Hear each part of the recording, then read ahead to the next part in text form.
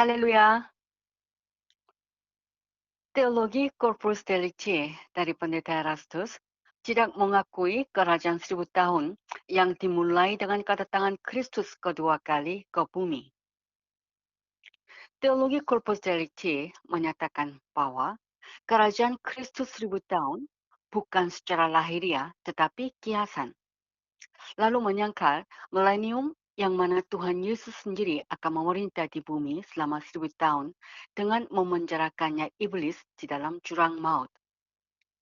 Dinyatakannya pula mengenai pengangkatan orang-orang percaya setelah orang-orang percaya diangkat ke udara dan bertemu dengan Tuhan di angkasa, tidak turun lagi ke bumi untuk memerintah bersama-sama dengan Yesus Kristus selama 1000 tahun. Alasannya, menurut teologi Corpus Delicti, pengangkatan akan terjadi di akhir sejarah manusia dan bumi ini sudah terkutuk, maka akan menjadi lautan api dan pengangkatan orang percaya terjadi di akhir sejarah manusia, yaitu ketika bumi ini menjadi lautan api. Sekarang saya menyatakan apa yang kami percaya. Kami percaya bahwa pengangkatan orang percaya terjadi di saat kedatangan Tuhan di udara sebelum masa kesusahan 7 tahun. Dan kami percaya bahwa kita yang diangkat tidak berada di angkasa selama 7 tahun, tetapi akan langsung dibawa oleh Tuhan Yesus ke planet heaven dan tinggal di planet heaven selama 7 tahun. Kemudian di akhir 7 tahun, saat kedatangan Kristus ke bumi dari planet heaven, yakni surga, kita akan turun bersama-sama dengan Yesus Kristus dan memerintah atas umat jasmani dalam masa kerajaan Kristus di bumi selama 1000 tahun. Setelah Kristus memerintah di bumi 1000 tahun lamanya, kerajaannya akan diserahkan kepada Allah Bapa. Dan dengan demikian akan berakhir hari Tuhan dan memulai hari Allah. Kami percaya bahwa hari Allah di langit yang baru dan bumi yang baru tidak pernah akan dimulai jika tidak didahului dengan hari Tuhan, yaitu masa kerajaan 1000 tahun. Kitab suci menjelaskan hal ini di dalam Kisah Rasul pasal 3 ayat 19 sampai dengan 21. Saya akan membahas Kisah Rasul ini dan membacakan Kisah Rasul pasal 3 ayat 19 sampai dengan 21. Demikian bunyi firman Tuhan. Karena itu sadarlah dan bertobatlah supaya dosamu dihapuskan, agar Tuhan mendatangkan waktu kelegaan dan mengutus Yesus yang dari semula diuntukkan bagimu sebagai Kristus. Kristus itu harus tinggal di surga sampai waktu pemulihan segala sesuatu, seperti yang difirmankan Allah dengan perantaraan nabi-nabinya yang kudus di zaman dahulu. Perasa sadar dan bertobatlah. Dalam Authorized Version, repent and be converted. Kata repent artinya change your minds. Jadi, menantang umat Israel agar ubah pikiran dan terima Yesus sebagai Mesias mereka. Bukankah kalian bangsa Yahudi telah menolak Yesus, bahkan membujuk bangsa-bangsa lain lalu membunuh Mesias? Sekarang menyesali dirimu serta ubah pikiranmu dan akuilah Yesus sebagai Mesiasmu. Frasa sadar dan bertobatlah, yakni repent and be converted. Repent artinya change your mind, sedangkan be converted artinya change your conduct, yaitu ubah perilakumu. Berarti untuk menerima pengampunan dosa harus ada dua hal, repent and be converted, yaitu ubah pikiran dan ubah perilaku, baik secara perorangan maupun secara nasional. Di dalam Kisah Rasul pasal 2 ayat 38 dan 39, Rasul Petrus menantang orang-orang Yahudi supaya mereka masing-masing bertobat untuk pengampunan dosa. Dan Kisah Rasul pasal 3 ayat 19 sampai dengan 21 merupakan tantangan kepada seluruh umat Israel agar mereka bertobat secara nasional. Akan tetapi, sesudah ditantang untuk bertobat, ternyata mereka malahan memasukkan rasul-rasul ke dalam penjara serta melarang untuk berbicara dalam nama Yesus. Dan kondisi ini diteruskan sampai sekarang. Pertobatan umat Yahudi secara nasional akan terjadi bila Yesus Kristus datang kedua kali ke bumi. Sekarang saya akan menjelaskan kembali Kisah Rasul pasal 3 ayat 19 sampai dengan 21. Ayat 19 bagian A merupakan tantangan pertobatan secara nasional bagi umat Yahudi. Sedangkan ayat 19b sampai dengan ayat 21 adalah janji kepada umat Yahudi yang telah bertobat. Dan janji itu terdiri dari 3 hal. Pertama, pengampunan dosa yang akan diterima. Kedua, waktu kelegaan atau revival yang datang dari Tuhan. Ketiga, Mesias yang diutus oleh Allah dari surga, yang dari semula diuntukkan bagi bangsa Israel. Dan hal ketiga ini menunjukkan kedatangan Kristus kedua kali ke bumi. Oleh Mesias akan tiba waktu pemulihan segala sesuatu. Dan saatnya adalah milenium, yaitu masa kerajaan 1000 tahun yang dimulai dengan kedatangan Kristus kedua kali ke bumi. Saya akan membacakan lagi ayat 20. Agar Tuhan mendatangkan waktu kelegaan dan mengutus Yesus yang dari semula diuntukkan bagimu sebagai Kristus. Yesus, Jesus Christ, diutus oleh Bapa. Dan Bapa mengutus Kristus yang bukan sembarangan, tetapi Kristus yang telah dinubuatkan dalam tulisan Musa, kitab Mazmur, dan tulisan nabi-nabi.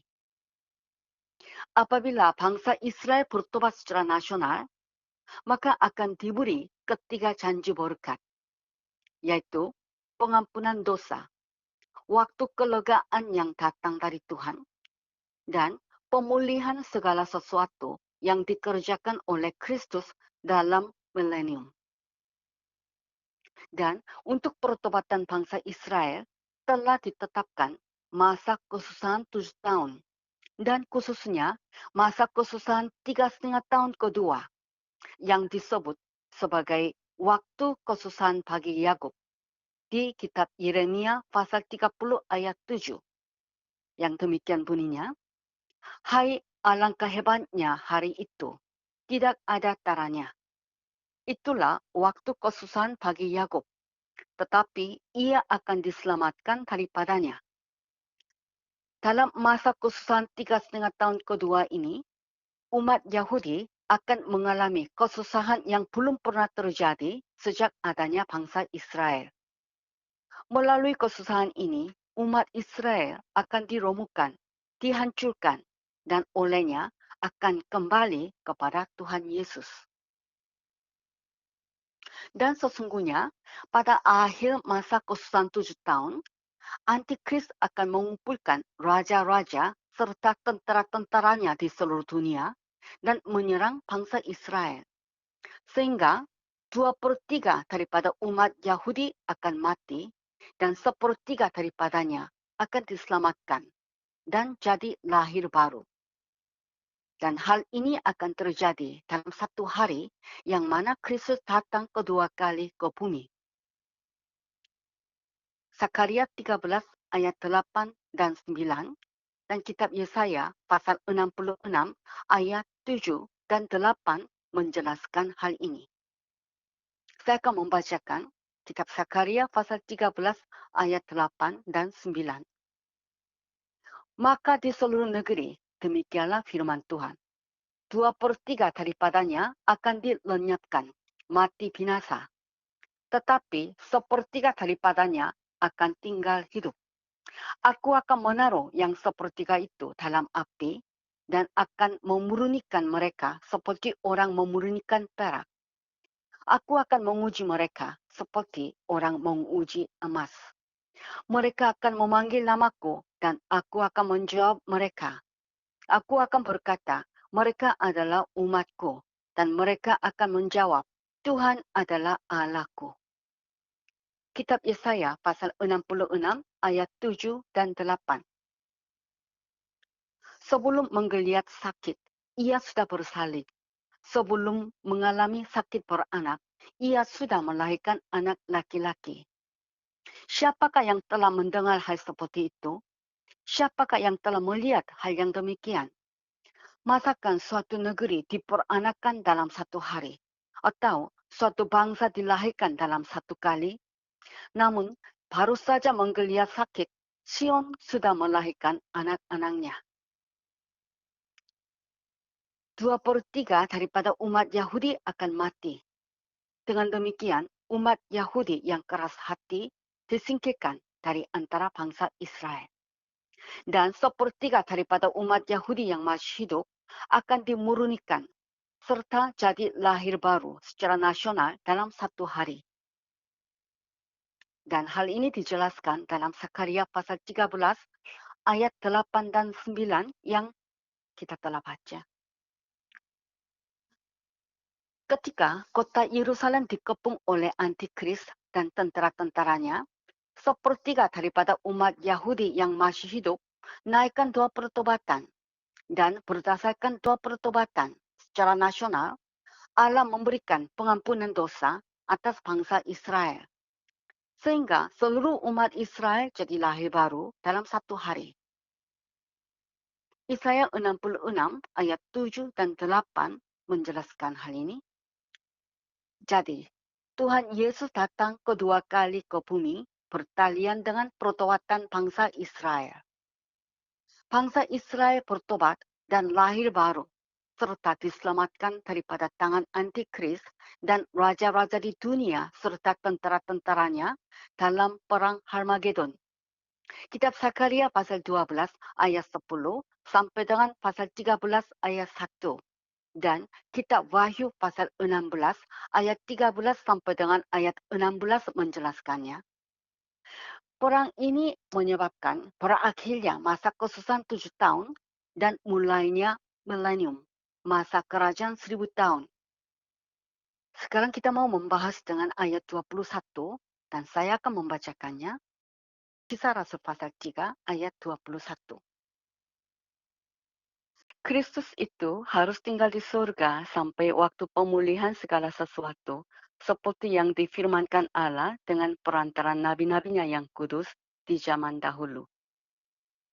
Frasa waktu pemulihan segala sesuatu menunjukkan milenium, yang mana Kristus akan memerintah di bumi selama 1000 tahun untuk memulihkan segala sesuatu.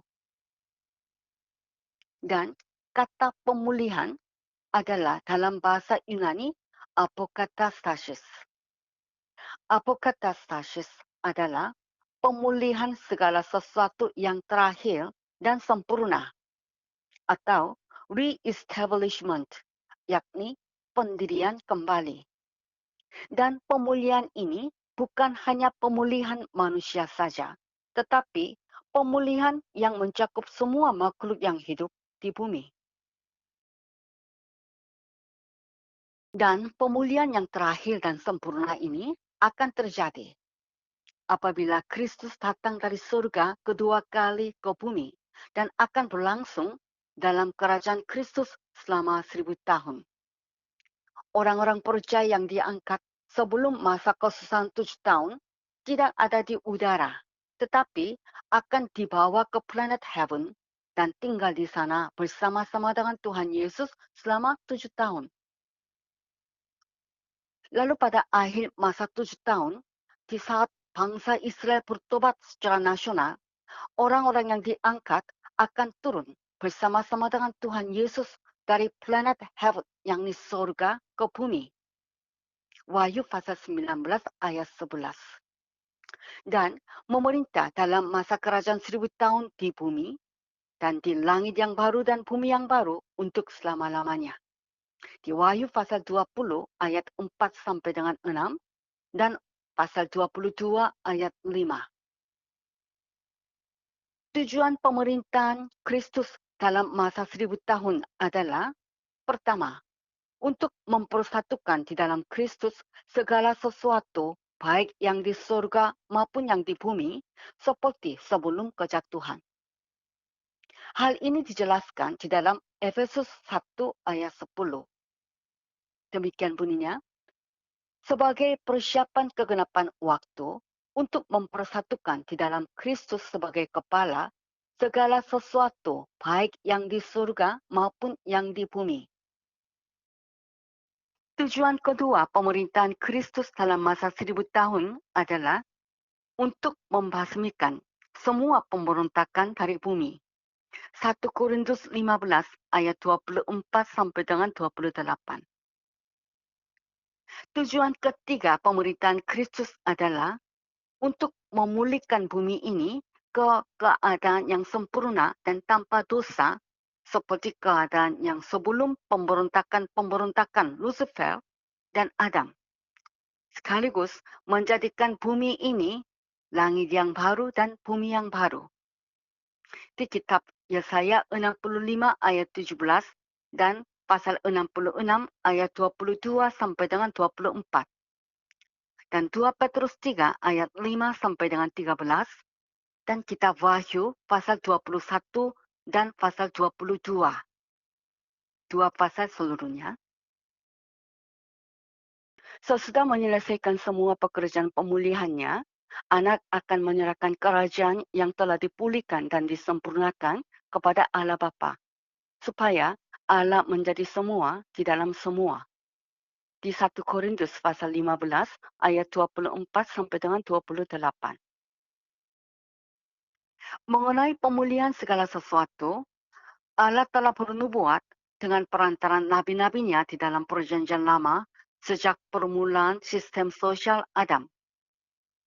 Pada hari yang mana manusia jatuh dosa, dinubuatkan oleh Allah sendiri bahwa akan diadakan pemulihan oleh keturunan perempuan, the seed of the woman. Kejadian pasal 3 ayat 15. Dan Henok, keturunan ketujuh dari Adam, telah bernubuat tentang kedatangan Yesus Kristus kedua kali ke bumi. Yudas ayat 14 dan ayat 15. Juga, hampir semua nabi di Perjanjian Lama telah bernubuat mengenai pemulihan yang terakhir dan sempurna, apokatastasis, yang dimulai dengan kedatangan Kristus kedua kali ke bumi. Jadi, amatlah keliru ajaran tidak ada kerajaan 1000 tahun, dan amat keliru pula paham pengangkatan akan terjadi di akhir sejarah manusia. Saya akan membahas satu pujian. When the trumpet of the Lord shall sound, then time shall be no more, and the morning breaks eternal, bright and fair. When the saved of earth shall gather over on the other shore, and the roar is called up yonder, I'll be there. When the roar is called up yonder, when the roar is called up yonder, when the roar is called up yonder, when the roar is called up yonder, I'll be there. On that bright and cloudless morning, when the dead in Christ shall rise, and the glory of his resurrection share. When his chosen one shall gather to their home beyond the skies, and the roar is called up yonder, I'll be there.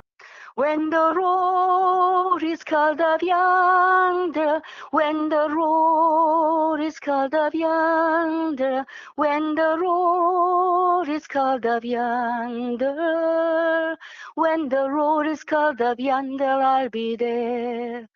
Let us labor for the Master from the dawn to setting sun. Let us talk of all his wondrous love and care. Then when all of life is over and our work on earth is done, and the roar is called up yonder, I'll be there. When the roar is called up yonder, when the roar is called up yonder, when the roar is called up yonder, when the roar is called up yonder, I'll be there. When the roar is called up yonder, when the roar is called up yonder, when the roar is called up yonder, when the roar is called up yonder, I'll be there. When the roar is called up yonder, when the roar is called up yonder, I'll be there. Allah Bapa, kami mengucap syukur atas waktu yang Bapa berikan kepada kami untuk selidiki kitab suci. Alkitab menjelaskan bahwa apabila bangsa Israel bertobat secara nasional, maka akan diberi pengampunan dosa. Waktu kelegaan yang datang dari Tuhan dan pemulihan segala sesuatu yang dikerjakan oleh Mesias, yaitu Yesus Kristus yang diutus oleh Allah Bapa. Dan untuk pertobatan bangsa Israel telah ditetapkan masa khususan 7 tahun. Dan sebelumnya, kami orang-orang percaya akan diangkat ke planet heaven yang di surga. Dan orang-orang percaya yang diangkat bukan berada di udara, tetapi di surga. Bersama-sama dengan Tuhan Yesus selama 7 tahun. Lalu akan turun dari surga ke bumi dan akan memerintah bersama-sama dengan Tuhan Yesus di bumi dalam masa kerajaan Kristus selama 1000 tahun. Bapa, kami percaya apa yang tertulis dalam kitab suci. Dan kami mau berdiri di atas kebenaran firman-Mu dan membela firman-Mu sampai saat kami bertemu dengan Yesus Kristus di udara. Andai kata seluruh dunia menolak dan menyerang pengangkatan orang-orang percaya sebelum masa khususan 7 tahun dan kerajaan Kristus di bumi 1000 tahun lamanya. Tetapi kami akan mempertahankan 7 tahun masa khususan yang dikatakan di kitab Daniel pasal 9 dan firman mengenai kerajaan 1000 tahun yang dijelaskan di kitab Wahyu pasal 20. Bapa, kami percaya apa yang tertulis dalam kitab suci pasti akan terjadi. Dan kami percaya firman-Mu bahwa orang-orang yang mati syahid karena firman dan karena nama Yesus akan ambil bagian dalam kebangkitan pertama. Bapa, kami mau memberikan segala sesuatu demi kebenaran firman-Mu. Di dalam nama Yesus kami berdoa. Amin.